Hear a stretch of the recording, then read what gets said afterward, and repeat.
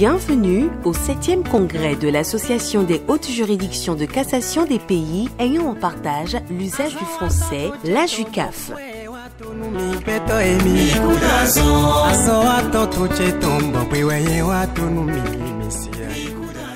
Excellence, Monsieur le Président de la République, chef de l'État, chef du gouvernement, Monsieur le Président de l'Assemblée nationale du Bénin, Mesdames et Messieurs les présidents des institutions de la République du Bénin, Monsieur le représentant personnel du président de la Cour de cassation du Liban, président en exercice de l'AJUCAF, Monsieur le secrétaire général de l'AJUCAF, Monsieur le représentant de l'Organisation internationale de la francophonie, Monsieur le garde des Sceaux, ministre en charge de la justice au Bénin, Monsieur le secrétaire général du gouvernement, Messieurs les anciens présidents de la Cour suprême du Bénin, Mesdames et Messieurs les présidents et représentants des hautes juridictions de cassation de l'espace francophone. Excellences, Mesdames et Messieurs les membres du corps diplomatique et représentants des organisations internationales, honorables députés à l'Assemblée nationale du Bénin, Monsieur le secrétaire général de la Conférence internationale des barreaux, Monsieur le procureur général près la Cour suprême du Bénin, Mesdames et Messieurs les membres de la dite Cour, Monsieur le bâtonnier de l'Ordre national des avocats, Mesdames et Messieurs les professeurs, Mesdames et Messieurs les experts communicateurs, distinguées personnalités ici présentes, Mesdames et Messieurs les participants au 7e congrès de l'AJUCAF, Mesdames et Messieurs les membres de la grande famille judiciaire du Bénin, Mesdames et Messieurs, au nom des membres de la plus vieille des juridictions suprêmes du Bénin, gardienne du raisonnement juridique, depuis son accession à la souveraineté nationale et internationale, au nom de ses anciens présidents, Maître Abraham Zizindofoué et M. Ousmane Batokor, ici présents, au nom de la grande famille judiciaire nationale et en mon nom propre,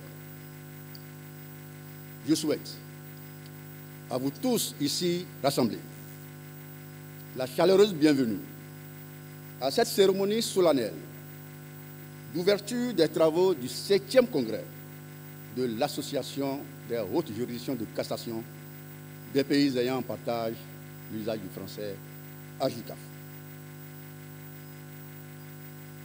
Travaux que la capitale économique du Bénin, Cotonou, se réjouit d'accueillir. Je voudrais vous saluer, chacun et tous. Je voudrais également vous dire, sans plus attendre, notre joie de vous savoir si nombreux à Cotonou. Beaucoup d'entre vous ont traversé des océans, survolé monts et vallées pour rejoindre le Bénin. Et vous y êtes. Au nom d'une certaine vision de l'homme et du monde, vous y êtes. Au nom de valeurs universelles partagées et que véhicule la langue que nous avons en commun. Soyez-en remerciés. Les membres de la Cour suprême du Bénin vous souhaitent un bon et agréable séjour dans ce pays si épris de paix et de justice. Mais nos premiers mots de remerciement vont en réalité à l'endroit de son Excellence, M. Patrice Talon, président de la République du Bénin, qui nous aura apporté tout le soutien nécessaire à la bonne tenue des présidences assises. la présence déjà remarquée parmi nous de la vice-présidente de la République, Madame Mariam Chabi Talata Zimi, reste le témoignage plus éloquent de l'intérêt tout particulier que le président de la République et le gouvernement béninois portent à nos travaux. Aussi, est-ce avec beaucoup de fierté, mais également de déférence, que je voudrais, au nom des présidents des hautes juridictions membres de la JUCAF, de son secrétaire général, M. Jean-Paul Jean, et à mon nom propre, lui exprimer, en ces circonstances, si empreintes de solennité, notre sincère et profonde reconnaissance, que je vous prie, Madame la vice-présidente, de bien vouloir lui transmettre. Nous restons en effet très sensibles au soutien de tous ordres, moral, matériel et financier, que lui-même et son gouvernement nous apportent à l'occasion de la tenue du présent congrès. À vous-même, Madame la vice-présidente de la République, qui avez accepté de présider la cérémonie de ce jour, nous assurant ainsi d'une protection et d'une bienveillance aussi maternelle, je voudrais dire toute notre gratitude. Vous nous habituez déjà au Bénin à des paroles fortes. C'est avec beaucoup d'intérêt et d'attention que cette auguste assemblée suivra le message que vous lui adresserez dans quelques instants. Distinguées personnalités ici présentes, Mesdames et Messieurs, je m'en voudrais, à cette étape de mes propos, de ne pas exprimer au chef de juridiction membre de la JUCAF et à son secrétaire général notre profonde reconnaissance pour le choix porté sur mon pays, le Bénin, qui accueille ainsi, pour la deuxième fois de son histoire, les assises statutaires de la JUCAF. À notre cher collègue, M. Souhé Aboud, président de la Cour de cassation du Liban et président en exercice de notre association, avec qui, ensemble avec M. le secrétaire général, nous avons travaillé des mois durant à la préparation des présentes assises. Je voudrais dire toute ma gratitude et lui exprimer toute notre amitié et notre solidarité. Lui qui n'a pas pu faire personnellement le déplacement de Cotonou en raison de la crise socio-politique qui secoue le Liban depuis un moment, avec de graves répercussions sur le fonctionnement de l'ensemble du système judiciaire du Liban. À son représentant personnel ici présent, notre cher et collègue, M. Daou Roni, je voudrais dire que nous sommes tous Libanais dès lors que le Liban est en difficulté.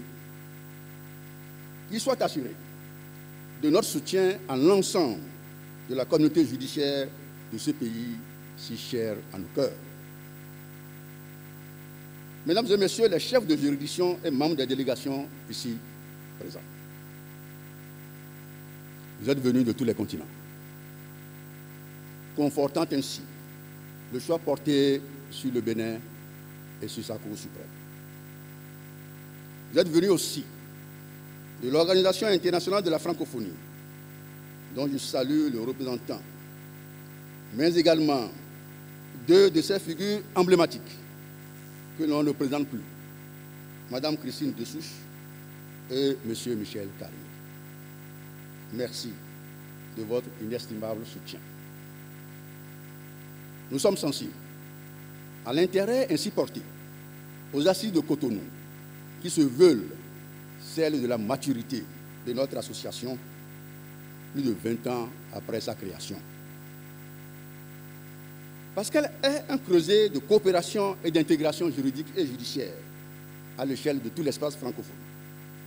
Elle se doit de faire face aux défis de notre temps, marqués par l'aspiration des peuples à une gouvernance meilleure, à une gestion de la cité où l'exigence de démocratie, l'exercice réel des droits et des libertés sont placés au-dessus de toute autre considération.